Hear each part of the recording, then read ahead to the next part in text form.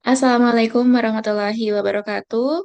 Perkenalkan, saya Habibah Husnulatimah dengan NPM 2523031001 akan mempresentasikan laporan observasi pengamatan pengembangan kurikulum Merdeka di SMA Muhammadiyah 1 Pekalongan tahun ajaran 2025-2024. Laporan observasi ini merupakan salah satu tugas mata kuliah pengembangan kurikulum yang diampu oleh dosen Dr. Pujiati SPD MPD dan juga Dr. Novia Fitri Istiawati SPD MPD. Latar belakang pada penelitian ini yaitu kurikulum sebagai pedoman yang merupakan komponen penting dalam setiap sistem pendidikan yang berfungsi sebagai pedoman dalam pelaksanaan proses pembelajaran di sekolah. Melalui kurikulum, arahan, tujuan, materi, strategi pembelajaran, hingga sistem evaluasi pendidikan dapat dirancang secara struktural guna mencapai tujuan pendidikan nasional.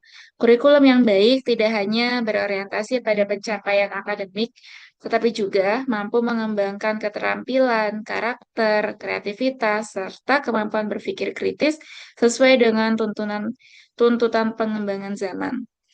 Seiring dengan perkembangan dunia pendidikan, pemerintah Indonesia menghadirkan kurikulum Merdeka sebagai upaya pembaharuan sistem pendidikan yang lebih fleksibel, berpusat kepada peserta didik, dan menyesuaikan dengan kebutuhan serta potensi siswa.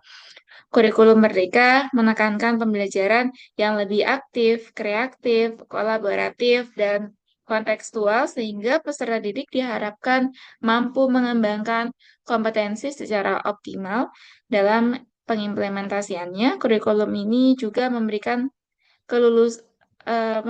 kelulusan kepada guru untuk merancang pembelajaran yang inovatif sesuai dengan karakteristik peserta didik yang ada di lingkungan sekolah. SMA Muhammadiyah 1 Pekalongan merupakan salah satu sekolah yang mulai menerapkan kurikulum Merdeka pada tahun ajaran 2025-2026. Penerapan kurikulum tersebut tentunya menjadi tantangan sekaligus peluang bagi sekolah dalam meningkatkan kualitas pembelajaran. Proses transisi dari kurikulum sebelumnya menuju kurikulum Merdeka memerlukan kesiapan dari berbagai aspek, mulai dari kesiapan tenaga pendidik, perangkat pembelajaran, metode pembelajaran, hingga sistem evaluasi yang digunakan. Selain itu, sekolah juga perlu melakukan penyesuaian terhadap budaya belajar agar penerapan kurikulum dapat berjalan secara maksimal. Berdasarkan hasil observasi, proses pembelajaran di sekolah masih menunjukkan kecenderungan pembelajaran yang berfokus pada guru atau teacher center, di mana guru menjadi sumber utama informasi dalam kegiatan belajar mengajar. Salah satu sistem evaluasi pembelajaran juga masih didominasi oleh bentuk evaluasi konvensional yang lebih menekankan pada hasil akhir dibandingkan proses pembelajaran peserta didik. Kondisi ini menunjukkan bahwa masih diperlukan penyesuaian dalam penerapan kurikulum Merdeka agar proses pembelajaran dapat lebih berpusat pada siswa dan mendorong keterlibatan aktif peserta didik dalam kegiatan belajar.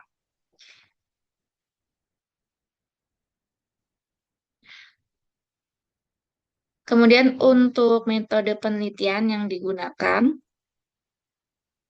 yaitu menggunakan pendekatan kualitatif dengan pendekatan observasi, yang merupakan penelitian berperan sebagai instrumen utama yang mengumpulkan data melalui pengamatan langsung tanpa manipulasi objek penelitian. Teknik yang digunakan yaitu observasi berupa pengamatan langsung terhadap penerapan kurikulum IPS di sekolah. Kedua, wawancara berupa tanya jawab dengan waka kurikulum dan wali kelas. Kemudian yang ketiga, dokumentasi berupa arsip, dokumen, dan bukti lapangan sebagai pelengkap data. Ruang lingkup penelitian ini, objek penelitian berupa penerapan dan kesiapan guru serta sekolah dalam penerapan kurikulum Merdeka di tingkat SMA. Subjek penelitian yaitu guru dan siswa SMA Muhammadiyah 1 Pekalongan. Waktu dan tempat yaitu SMA Muhammadiyah 1 Pekalongan pada tanggal 16 sampai 30 Mei 2026, tahun ajaran 2026-2027. Ilmu penelitian yaitu ilmu pendidikan, program Pascasarjana Pendidikan IPS. Sejarah dan identitas, profil Muhammadiyah SMA Muhammadiyah 1 Pekalongan ini memiliki visi terwujudnya insan yang Islami, berprestasi, cinta lingkungan, dan berjiwa entrepreneur. Data guru dan tenaga pendidik, terdapat 10 guru, 5 laki-laki dan 5 perempuan. Untuk tendiknya berjumlah dua orang, dan total PTK yaitu sebanyak total 12, peserta didik totalnya sebanyak 139 siswa. Penerapan kurikulum merdeka yaitu menggunakan KOSP, SP, dan P5 terintegrasi, yaitu berupa sekolah menerapkan kurikulum merdeka sejak 2024, tahun ajaran 2024-2025 dengan dokumen KOSP dan integrasi proyek penguatan profil belajar Pancasila atau P5 ke seluruh jenjang kelas. Perubahan paradigma pembelajaran yang mana sebelumnya itu masih menggunakan kurikulum 13, kemudian dialihkan menjadi kurikulum merdeka, sehingga terdapat paradigma dan penyesuaian oleh peserta didik dan juga para guru. Karena kurikulum merdeka ini kan menekankan pada student center, sedangkan siswa yang sebelumnya terbiasa mendengarkan, mendapatkan informasi pembelajaran dari guru, namun tiba-tiba ketika sudah masuk ke dalam kurikulum mereka, mereka harus menjadi aktornya. Jadi mereka lebih mandiri lagi untuk menerapkan, mencari informasi dan juga pembelajaran. Guru hanya sebagai penambah dan penguat informasi. Dan penerapan kurikulum merdeka ini di- harus memerlukan dukungan fasilitas berupa ruang kelas, teknologi informasi yang memadai, media pembelajaran, dan akses internet yang menjadi faktor yang sangat penting dalam menunjang pembelajaran aktif dan kreatif. Kendala implementasi kurikulum mereka, ketika kita membahas kurikulum yang terus berkembang, maka kita pun berkaitan juga dengan perkembangan teknologi. Dan ketika kita mengimplementasikan kurikulum merdeka yang memang berfokusnya ke berbagai aspek, salah satunya untuk meningkatkan critical thinking dan juga kreativitas dari peserta didik, tentunya membutuhkan uh, membutuhkan dukungan, baik itu dukungan dari fasilitas dan juga dari pihak gurunya. Kendala implementasi kurikulum merdeka yang ada di SMA Muhammadiyah 1 Pekalongan itu yang pertama, keterbatasan sarana digital. Sebenarnya pemerintah sudah membantu atau memberikan kebijakan berupa pemberian Smart TV untuk sekolah yang ada di Indonesia, termasuk di SMA Muhammadiyah 1 Pekalongan. Namun kendalanya adalah Smart TV itu hanya diberikan satu untuk satu sekolah. Artinya semua jenjang dari kelas 11, 10, 11 sampai di kelas 12 itu hanya mendapatkan satu Smart TV. Mereka harus bergantian untuk menggunakannya. Dan itu sangat memerlukan antrian yang cukup panjang. Artinya, satu TV itu tidak bisa untuk memenuhi kebutuhan dalam memaksimalkan penerapan kurikulum merdeka. Yang kedua, kekurangan tenaga pendidik. Ketika kita tadi sudah membahas tentang jumlah dari guru yang ada di SMA Muhammadiyah, hanya terdapat 10 guru, dan itu untuk mengampu semua mata pelajaran. Sehingga kurikulum merdeka ini diterapkan di SMA Muhammadiyah itu masih terkendala, masih memiliki keterbatasan, kurangnya tenaga pendidik. Di lain sisi, ketika pihak sekolah ingin merekrut guru honor, tetapi terkendala di peraturan pemerintah yang saat ini sudah tidak membolehkan guru honor yang ada di sekolah. Jadi guru yang ingin mendaftar di sekolah itu paling tidak sudah memiliki sertifikasi. Nah, itu salah satu kendala yang menjadi pemicu eh, sampai saat ini belum cukup guru yang ada di SMA Muhammadiyah Satu Pekalongan. Kemudian yang ketiga, pembelajaran. Yang ketiga, perbedaan program reguler dan asrama. SMA Muhammadiyah Satu Pekalongan ini merupakan SMA yang unik, di mana ada dua gedung dan dua kebijakan.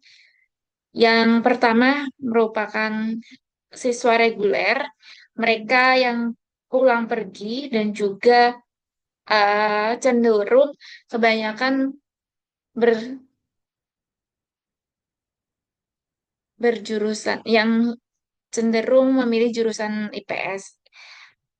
Kemudian yang kedua, di kampus kedua itu khusus untuk asrama dan mereka memiliki kurikulum yang berbeda. Kurikulum di asrama 85% itu menggunakan materi asrama, yaitu seperti mata pelajaran keislaman, fikih, hadis, hafalan, dan eh, akidah akhlak. Sedangkan untuk materi pembelajaran umum itu hanya diberikan 2 hari, yaitu di hari Jumat dan Sabtu. Adanya keterbatasan ini membuat pihak sekolah pun harus merangkum kurikulum Merdeka lebih adaptif lagi untuk dua kampus dengan sistem yang berbeda tersebut. Sistem pertama di sekolah reguler, kampus A, itu memang sekolah umum dengan sekolah hari Senin sampai dengan Jumat, sedangkan untuk yang asrama itu umumnya hanya di hari Jumat dan Sabtu. Nah, ini perlu adanya penyesuaian yang seimbang sehingga kurikulum Merdeka ini bisa diterapkan dengan maksimal. Kemudian yang keempat, pembelajaran masih teacher center. Ini masih menjadi catatan karena peralihan dari kurikulum K13 ke kurikulum Merdeka, di mana peserta didik juga belum terbiasa untuk mencari informasi lebih dalam untuk memperkuat materi pembelajaran, sehingga guru pun terpaksa untuk lebih banyak lagi memberikan informasi dengan menggunakan metode ceramah dan eh, kurang melibatkan siswa secara optimal. Tantangan yang dihadapi tersebut tentunya berakibat eh, untuk kemaksimalan kurikulum Merdeka. Keberhasilan kurikulum Merdeka tidak hanya ditentukan oleh kesiapan kurikulum dan SDM, tetapi juga memerlukan dukungan fasilitas memadai dan kebijakan yang mengakomodasikan kebutuhan tenaga pendidik di tingkat satuan pendidik dan keterbatasan waktu pembelajaran di program asrama memengaruhi pelaksanaan pembelajaran berdiferensiasi dan pencapaian kompetensi mata pelajaran umum. Metode penilaian dan pembelajaran di SMA Muhammadiyah, kondisi saat ini pembelajarannya masih didominasi teacher center, bersumber dari Bela- sumbernya masih terbatas berupa buku cetak dan juga pemanfaatan yang media digital dan sumber kontekstual masih minim. Kemudian untuk penilaiannya, evaluasi masih konvensional, berfokus pada hasil akhir melalui tes tertulis, asesmen formatif dan umpan balik berkelanjutan belum sepenuhnya diterapkan. Yang diharapkan, kurikulum merdeka kan pembelajaran yang aktif, kolaboratif, dan berpusat pada peserta didik, serta pemanfaatan beragam sumber belajar termasuk media digital. Kemudian asesmen formatif seperti audit, formatif, autentik, dan juga berorientasi pada proses pembelajaran kompetensi. Dan yang terakhir, umpan balik. Umpan balik juga ini harus berkelanjutan sebagai dasar perbaikan pembelajaran. Simpulan dan saran dari hasil observasi ini, yaitu kurikulum Merdeka telah diterapkan sejak tahun ajaran 2024-2025 melalui KOSP dan P5, namun belum optimal akibat keterbatasan sarana digital, kekurangan guru, dan juga pembelajaran yang masih teacher center. Saran yang diberikan untuk SMA Muhammadiyah yaitu optimalkan pelatihan pemanfaatan fasilitas di digital bagi guru, kemudian terapkan pembelajaran berpusat pada peserta didik dan juga asesmen autentik, kemudian sesuaikan pengelolaan kurikulum program asrama, dan tingkatkan dukungan sarana prasarana dan pemenuhan tenaga pendidik. Mungkin sekian presentasi yang dapat saya berikan. Diakhiri, wassalamualaikum warahmatullahi wabarakatuh.